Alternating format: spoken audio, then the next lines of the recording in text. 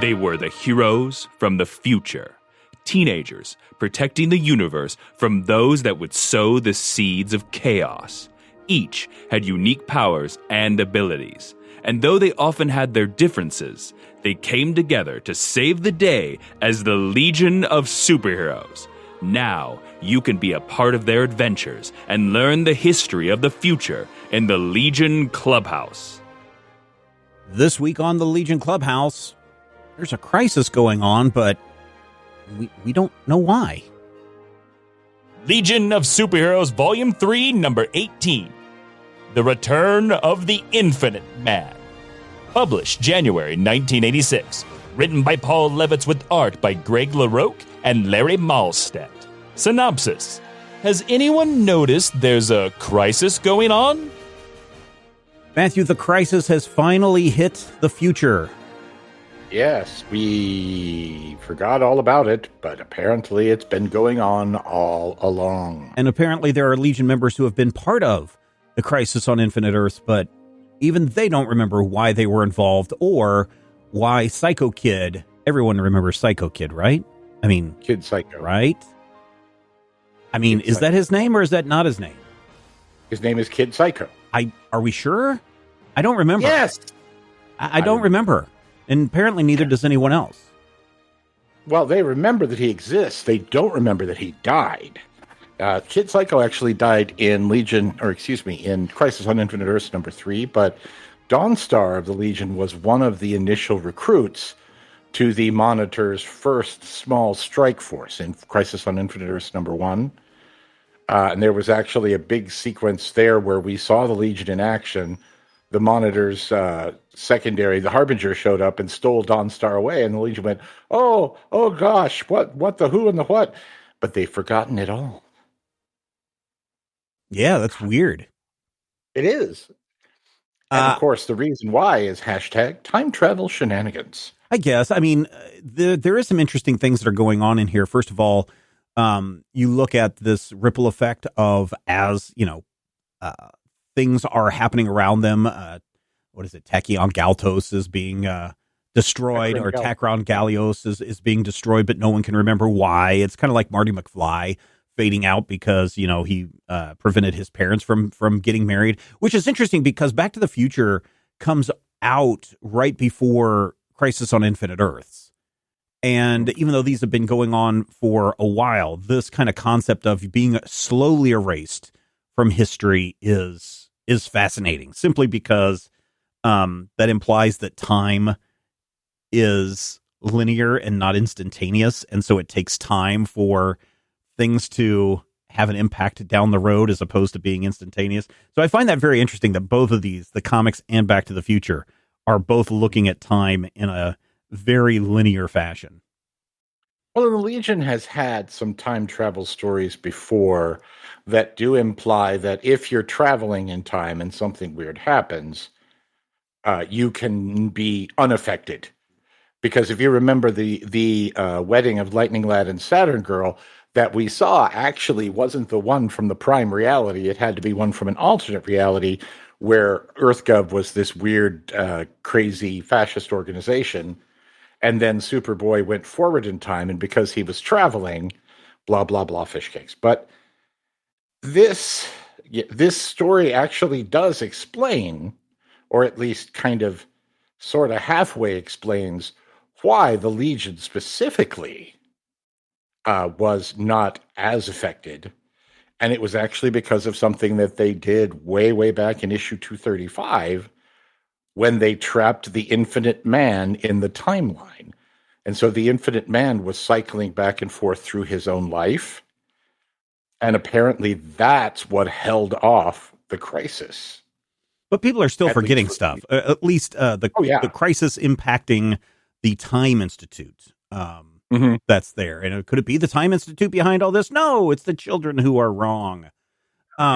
There's a couple of things that I find interesting in here. Ron Vidar is back, and of course he is the target of the Infinite Man's fury. Right. But because Infinite Man blames Ron for his predicament. But Ron Vidar seems to have a much better grasp of what has happened in the past and why it's slipping away, or why he sees universes and realities being destroyed.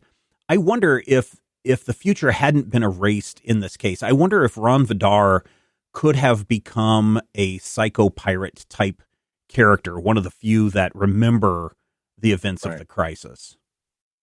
It's an interesting thought, and I think that as we go through this issue, Rond is the first one to notice, because Rond is always at the Time Institute. Rond lives there, and whatever the time beacon that Brainiac 5 and Circadia Senius built is, it seems to be at least part of the reason why Rond's mind is working. And I do like the fact that this gives Rond almost a superpower. Because, as you know, Kid Psycho was one of the Legion, the honorary Legionnaires. Their secondary members. I don't remember him at all. Yeah, Kid Psycho. It's almost like he's been erased from my memory. Superboy's best friends, Lana and Pete, and Ron Vidar, who has never had superpowers. And it's kind of a shame, It's too bad that nobody ever gave Ron superpowers. Foreshadowing, my friends. It's your important literary technique. The other thing, as we see Brainiac starting to crack, which again makes me ask that question, is it his DNA forcing him to go a little weird and become quote unquote evil, or is it just his nature to become evil because he's a Brainiac? I feel like this one is that argument of computer versus man in the computer man, because most of his anguish seems to be focused on the death of Supergirl, which we actually see we talked about before. Therapy dude. Yeah. Therapy dude. Yeah, exactly. But here's the thing. Remember, his relationship with her was never what either of them wanted it to be. And back in Superboy and the Legion, I think 204, you may remember, he built a robot Supergirl to be his super girlfriend, because he could not deal with how weird. Because that's not creepy at all. But this is the thing. He's a 12th level intellect. He's all about the brains, and this is emotions. And I feel like he's got nothing with emotions. He's got friends with the Legion. He's more comfortable than most Kaluans. By the way, if you mix a little Kaluan and coffee, oh, that's so good. But he's more comfortable than most of his robot people with the idea of emotions. But this is the third or fourth time in the last 4 or 5 episodes that we've seen Brainiac just devolve into tears, just crying and crying and crying because of something that he can't understand or feel or process. And to a degree, it's honestly kind of fun, because it does give him sort of a kryptonite. His kryptonite is the feelings.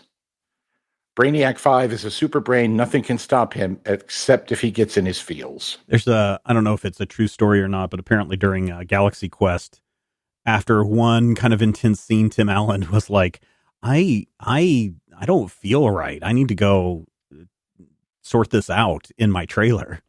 And then Hans Gruber was like, oh my God, I think he just experienced acting for the first time. Right. He was really, really getting into the character and didn't know how to process that, and was like, I need to take a break. And yes.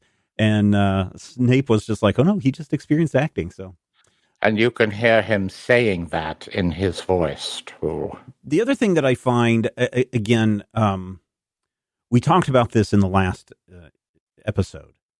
Mm-hmm. It feels like we are getting a greatest hits of some of the greatest villains in Legion lore, because last time, who did we have? We had Time Trapper, right? We had the Time Trapper in that Legion bit.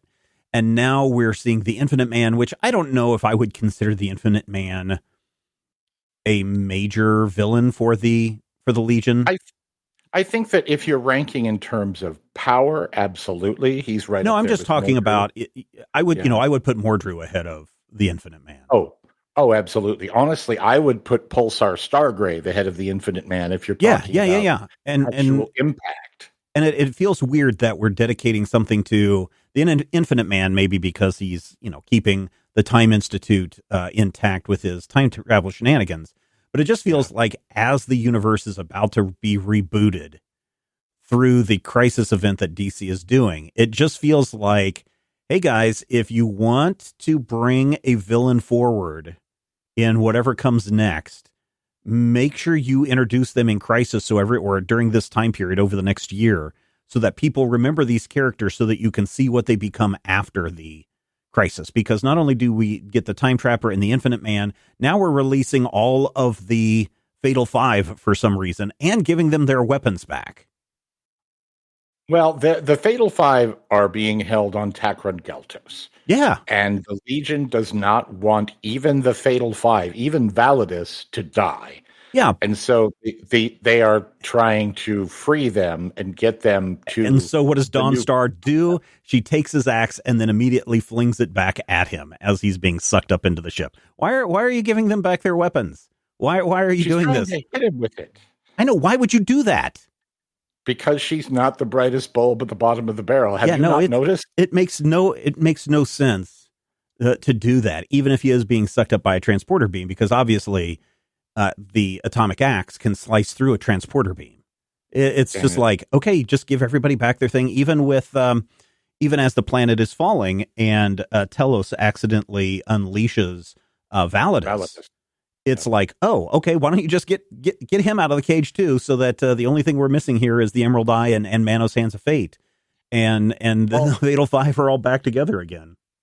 If you notice, though, the Validus thing is a different setup, because when Validus leaves, he does not leave in a teleport. No, he leaves in a boom tube. A boom tube. Yeah. There's some Validus stuff, but I don't remember now if we've gotten to the beginning of the Validus stuff. I know we got the first part of the curse.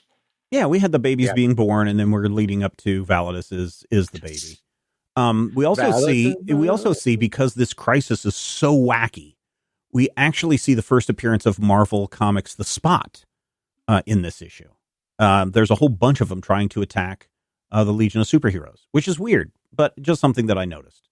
Also, Jaxxon lives. Again, a really weird thing that Jaxxon was over at Marvel and Star Wars, and people were like, Jaxxon, we don't like this character. Let's get rid of him. And then DC brings him back alive. Yep, that's how it works.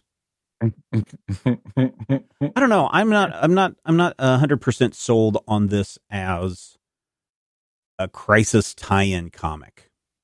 I feel like this really is, we've been calling them housekeeping issues. This is a big Crisis explosion housekeeping issue, and it really is how do we explain why the Legion has, for the last, year and a half now, not been affected by the Crisis? And it really does come down to, hey, we've got this Infinite Man that we can play with. We've got somebody with time travel built into, baked into the crust of their villainousness. And I feel like that's really what this comes to. This is, let's make sure that this is an issue that explains, first of all, why the Crisis has been going on without affecting the future, because, as you mentioned, they should remember this. Everything that happened in the future, everything that happened in the Crisis, rather, should be history to the Legion in the future. So I don't know. Well, I mean, how when you look back, you're not supposed to look back in time, and there's this whole missing gap time that at some point gets explained. It would be interesting that, there's a reason why nobody remembers the Crisis, because that's been blacked out from all the history tapes or whatever that's been going on. And I don't know. For everything that the Crisis was trying to do, they have DC, 30 years, 40 years later, has totally retreated on all of that and really understands that, a multiverse is necessary and a multiverse is needed. But even while they're trying to clean up this mess, it feels like when we read an issue like issue 18 here, that they still don't really know what they're supposed to be doing. Yeah, and I'm sure at the time, I'm sure at the time, though, everybody was on board like, oh my gosh, we have no idea what's happening next. So you could throw anything at the wall and maybe read. And again, I don't have any reviews on this from back in the day, but I would assume that readers would be like, yes, I'm eating this up because this ties into that big 12 issue thing that's going on. And, this is awesome. But in hindsight, it's like, it's kind of a mess. The thing about the Crisis is there's actually a recurring theme of that era called the Red Skies crossover. Yeah. And this issue at least earns the big bumper on the actual cover by being a Crisis crossover. It's not essential to the Crisis, but the Crisis is essential to it. There are a few issues that get this. Specifically, I remember a Blue Devil issue where the only thing that marked it as a Crisis crossover was the fact that in one scene you see that the sky is red. Mm-hmm. Because the Crisis on Infinite Earths came with red skies. But this one is kind of a different beast. And I feel like, again, the Crisis is in this rather than this being in the Crisis.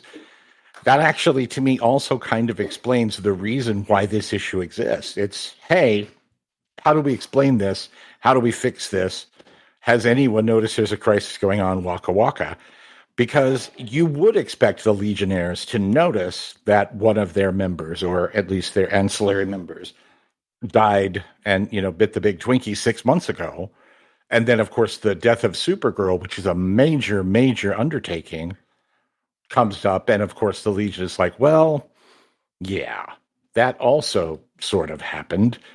So I feel like in concept, the Crisis was set up and, mechanically was set up to where each writer could do what they want to do something with it.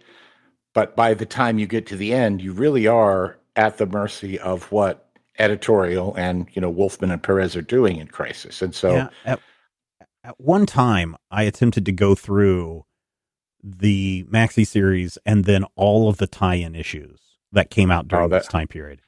And it was madness, bro. It was so by a thread tied kind of thing. Yeah. Today, when we have these big mega crossovers where, Ultimate Invasion impacts every title and you have to read every title to understand what's going on, it's because they're like, well, here's what's going on in Daredevil. That one ends, and to pick up the next part of the story, you have to go read Luke Cage, and then the next part of that story can be read in Ultimate Invasion #2, and then you have to go and read Spider-Woman because the stories just continue through that as if they were one big series. This is one that I honestly think that if I were reading Legion and Crisis at the same time back in the day, I'm not sure that I would be satisfied with that explanation. And then the minute that they got rid of the Infinite Man and got Jackson back, I think immediately at that point, I mean, the skies are pinkish red throughout this issue. Sure. But I think instantly at that point, you should start seeing more worlds than just Takran Gallios starting to disintegrate. We should see, that big wave just starting to come across Earth at the exact same time that it's happening in the other books. Right. Because time's not linear, people, and things are instantaneous. And so I think that's where this gets messed up. I think that's where this gets mixed up. No, it's true. Time is not linear. Time is a construct. Stop it. Nope, not we are talking about theoretical constructs, and the theories do vary. And just because you have a specific one that you like best doesn't necessarally mean that that's the one. No, even in Back to the Future, it's a linear concept, and that's not again how it will work. Fictional stories.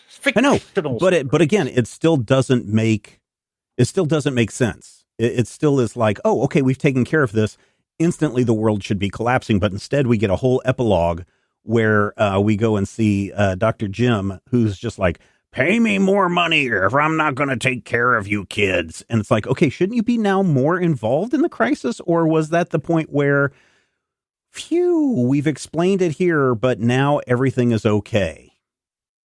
Well, we've definitely sort of touched on the Crisis. There's more Crisis coming, so don't be too upset with that. But it's also worth noting that this book came out week 2 of September in '85. The death of Supergirl was July 4th. It was first week of July. So this is almost 90 days after the death of Supergirl, which does make me wonder if this was actually written after the fact. If it was something where this issue might have, but the whole Supergirl. I know, but the whole thing is we've seen Brainiac already trying to react to the death of Supergirl prior to this issue, and we've seen Scissor Girl putting in like the forward-thinking sort Yeah. of. Yeah, and we've already seen Censor Girl make her appearance before the death of Supergirl. So this all seems like that part was thought out. But this issue doesn't feel thought out, in my opinion. So, there you go.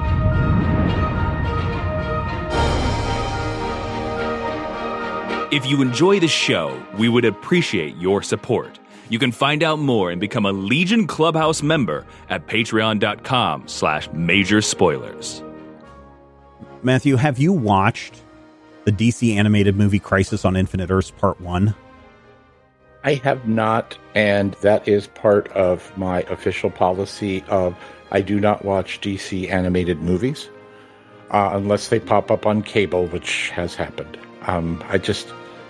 I don't know.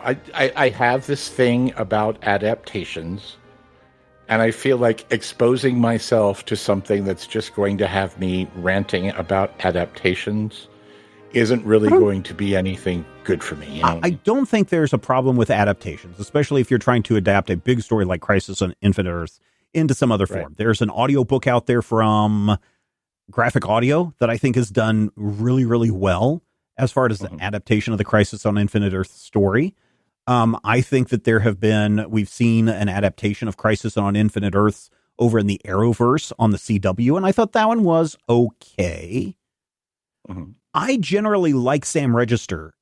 He's the head of DC Animation. I think he should have been the person that took over everything when the Discovery Warner Brothers merge happened, and not Zaslav. I think Sam Register would have been the perfect person. And I think that, and we haven't seen anything specific that is under the complete control of what's his name, Peacemaker's director. Slipped my mind at the moment. We haven't seen with him in charge of DC films. We haven't seen anything come out. We've seen the work that he has done for DC, but we haven't seen with him in charge. I generally think that Sam Register is a very smart person when it comes to how do we curate these properties from a comic book into another form. Mm-hmm. That being said, Crisis on Infinite Earths Part 1 is a mess, a complete and utter mess from top to bottom. There is, save for this idea that something, and we don't know what the something is because it hasn't been revealed yet, save for something that is destroying the multiverse. This is a Flash story, top to bottom. It is, and it's not even the Flash where he runs so fast that he breaks into a, well, I guess he kind of does into that. But this is basically, hey, we have to build these huge sonic towers, which was a component in Crisis on Infinite Earths. But they're not fast enough to do it, so Barry takes Iris into the Speed Force, essentially, to where they are going so much faster than real time that they spend essentially 80 years sped up while the rest of the world around them is slowed down to microseconds so that they can finish the tower and try to keep the crisis at bay. And it is nothing like anything that you have ever read in the Crisis. Part 2 looks like it could be interesting because all these heroes from different places have been gathered at the Nexus Point with the Monitor. And so that part is interesting, but no Anti-Monitor has been revealed. Supergirl is still alive. There was one little bit where Brainiac 5 shows up, but then technology breaks down because the worlds and timeline are being destroyed. But, whoa, what a mess. I watched it and I was like, do I even want to continue to watch this, let alone check out Part 2? And I got to tell you, I don't know at this point. I really don't know. The only thing is in the trailers, the Batman animated universe characters show up. So the Justice League from the Batman animated universe, Terry McGinnis. Terry McGinnis shows up. So that could be the interesting part. But the rest of it. Big avoid, ladies and gentlemen. I've been generally pleased with a lot of the other DC animated movies that they've done, but this one, what a dog.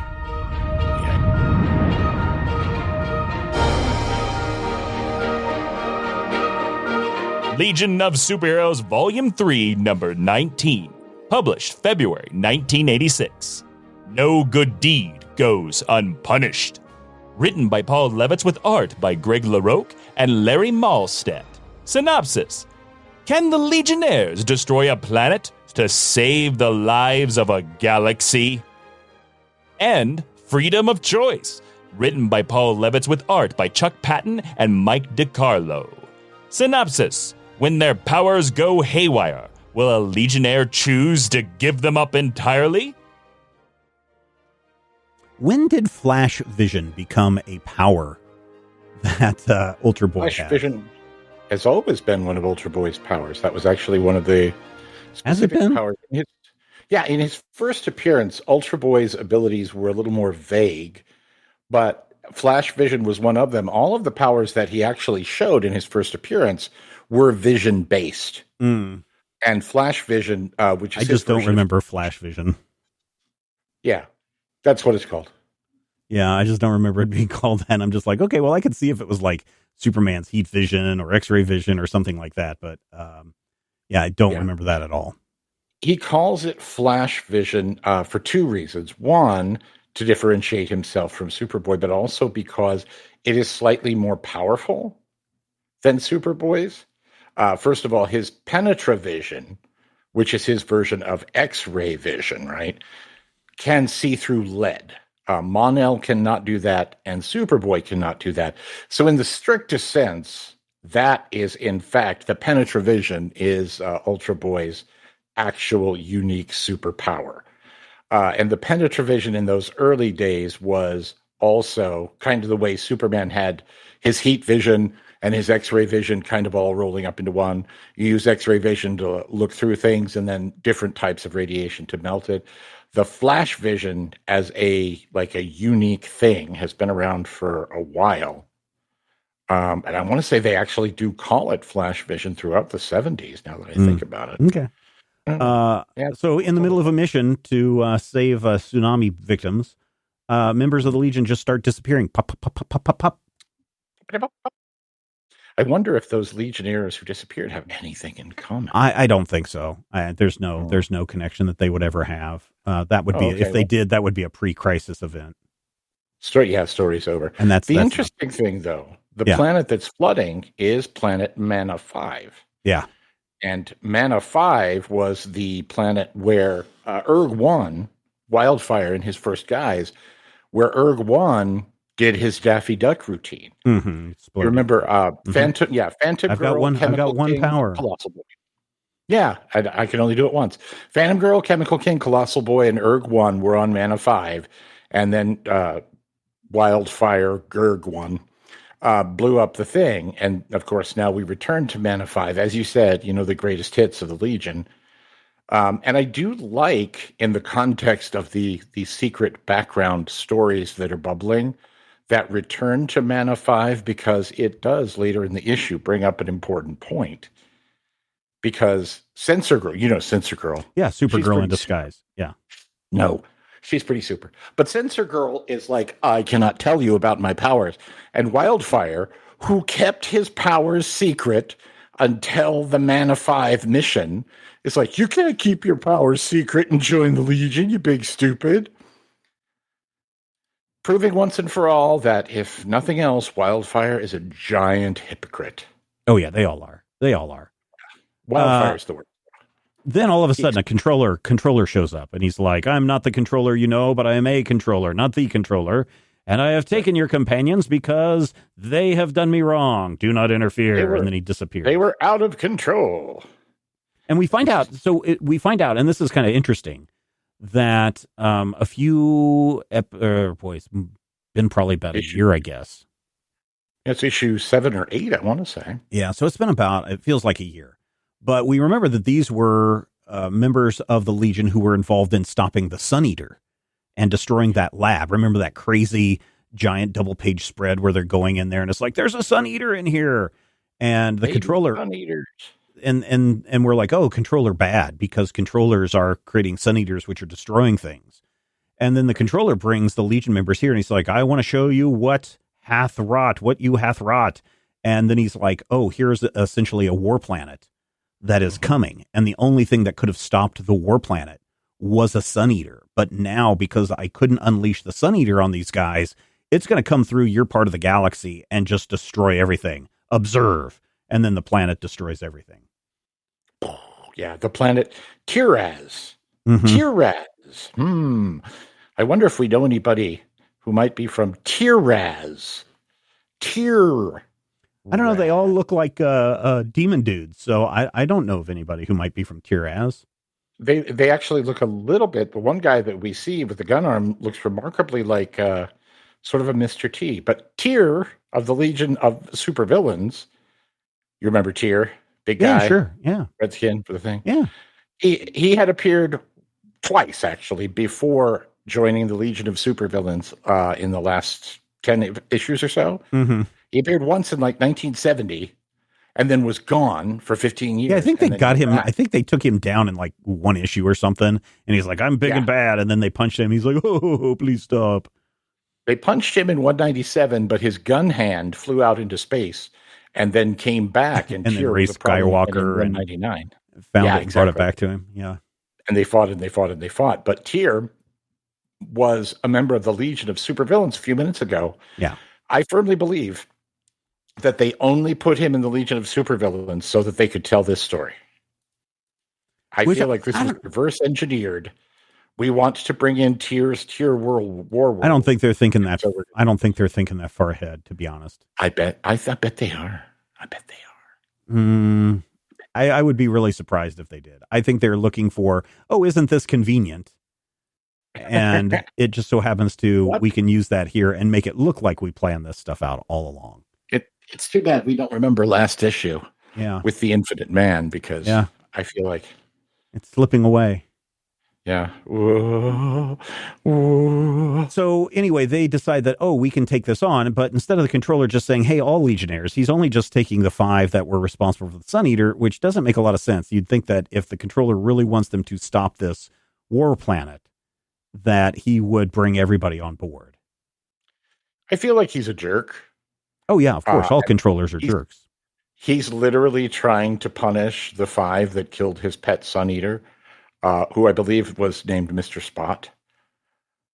But, yeah, I kind of agree with you on that point, but it also narratively is really cute because these 5 Legionnaires were barely able to figure out a way to defeat that Sun Eater. And now they have to figure out a way to non-defeat that Sun Eater, or rather defeat the thing that Sun Eater was created to defeat. And Ultra Boy can replicate. He's not like Rogue where he can replicate anybody's powers. He just has a set of powers that he can trigger one at a time. Mon-El is a Dexamite. Yes, yeah. I'm talking about Ultra Boy has ultra energy that he can basically put into any one body system. So he can put it into his senses, or he can put it into his speed or his strength or his invulnerability. So he couldn't say, for example, go supernova and just blow up this planet and then return to normal. No, he wouldn't be able to do that unless, theoretically, I suppose you could take your energy and just go pew, pew, pew, pew, but he has never done it. Let's put it that way. He basically can replicate essentially Kryptonian level powers. If you basically think, what powers does a guy have? He can be a super guy. So he can run, and he can run really fast. He can jump, and then he can fly, or he can get hit with a stick, or he can get hit with a really big stick. So yeah, he's infused with energy that he got inside of a whale. Like you do. But we're never going to find out if they're going to defeat the mortal engines. Oh, by the way, there's a whole book series called The Mortal Engines, where city nations all become mobile and they run by destroying other city nations. So like London is this big city nation that runs on this like big, like treadmill or something. And it's going across the earth, devouring other cities, like maybe Istanbul. And it's going to devour it for all its resources to burn. And that's kind of what Tiraz feels like is Mortal Engines. So as we look at... Mortal Engines came out in 2001. I know, that's what I'm saying. It's like if we're looking at things that have been influenced, I wonder if Tiraz in any way, shape, or form influenced Mortal Engines or not. It could. There are other living city stories that I can think of, but I imagine that just having that giant planet coming around and being a traveling planet that's going to eat things. Oh, yeah. There was a Doctor Who story that was the same thing, too, that they've done that before back in the 70s or 80s with the Fourth Mongol Doctor. had his war world back in 78, which is very similar to Tiraz. Yeah. But we're never going to find out because this story is super short. And instead, we have to go into a backup story where Dr. Jim is like, hey, I can take away part of your powers or all of your powers, Invisible Kid, or you can just stay the way you are. My advice is to get rid of all your powers. And it just feels like this story about Invisible Kid getting rid of his powers or keeping part of his powers or whatever seems a little too late, in my opinion. Honestly, I agree with you. And the reason that I agree with you is that, first of all, when it's initially played up, when it comes up, it was right about the time of the Great Darkness, which seems like a million years ago now. But if you go and you actually look at that story, and I think it starts in something like issue 297, Legion 297 back in the day, you really are looking at a story where that was like late 1982. And now we're at the point where we're nearing the end of, I think, 1986 almost. It's been just this plot that hasn't gone anywhere and hasn't done anything. He killed that Kund like, a year and a half ago now? Yeah, it feels like a while ago with his teleportation powers. Yeah, and it really does feel like if he makes a decision to just delete his teleportation power, first of all, you really are... you're denying the team a very powerful ability that you could theoretically learn how to use if you weren't being a jerk. Yeah. And secondly, it makes the whole thing, this 3 or 4 year arc, feel like a pointless nonsense. Well, and here's the other thing is they could have just ignored his teleportation powers. Just like the Legion has ignored the existence of Tyrock or Kid Psycho. It's just like we're ignoring all of these things that have ever happened and no one seems to care. I honestly feel that if they were just like, hey, Invisible Kid, turn invisible. Okay, mon ami. And he's just invisible. And they never bring up his teleportation powers again. I think no one would ever question it. I feel like there was a point here. And I feel like thinking in terms of Bronze Age storytelling and Bronze Age creators, I feel like the what's the word I'm looking for? The subversion of the regular story point here is the point. I feel like having Invisible Kid get a powerful, useful superpower in addition to his ability to turn invisible and his really cool red vest that he stole from the Wiggles. You have this, he could do something, he could be more powerful, but it's also dangerous. And maybe somebody needs to make a decision and, do something safe, do something that is cautious and smart, because he did kill a person. Well, I mean, a Kund. But he killed a character in the book with his powers. And from the perspective of Paul Levitz, who's trying to tell stories and be like, ooh, look at this cool new story I'm telling, I can see wanting Invisible Kid to give up his power and have it feel something new or different. And it maybe even give him some agency, because he's making a decision. He's saying, these are the powers that I have. These are the powers I'm going to keep of my own free will, because he got his powers by accident in the middle of a crisis moment. And he's kind of been on the sidelines of the Legion for 4 years now. And kind of putting him in the center of things really does feel useful. It feels important, but it also feels like a story that just kind of goes. Yeah, it should have happened a long time ago. Also, if you're wondering if there's anything else in this story that is important, this is a Die Hard movie plot where a gang of people get on board the space station looking for one thing, but they're really just doing a bank heist, and it's okay, but I don't know. It's very thin. Out Space Hans Gruber. Yeah, at no point does Invisible Kid say, "Now I have a frap gun too." Ho ho ho. But he does say, he goes nowhere, thieves, nor do you. Oh. That wraps it up for this installment of the Legion Clubhouse. Matthew, what did we learn this week? We learned that Chuck Patton draws himself a really good Legion, but for some reason, Block looks weird when drawn by Greg LaRocque. I think we also learned that just because it's a tie-in issue to the Crisis doesn't mean it actually does anything to explain the Crisis or what's going on. And I think most importantly, we learned hashtag time travel shenanigans. Thank you so much for downloading and checking us out this week. If you have any questions, comments, whatever, drop us an email, podcast@majorspoilers.com. Check out our Patreon page where you can keep this show going far into the future, maybe far enough into the future that we will actually live long enough to see the timeline that the Legion occupies 1,000 years from now. We can only do it with your help. Patreon.com/majorspoilers. So until next time, I am... what was the name of that kid again, man? And I'm Kid Maestro. The Legion Clubhouse is a production of Major Spoilers Entertainment, LLC, and is produced by Steven Schleicher.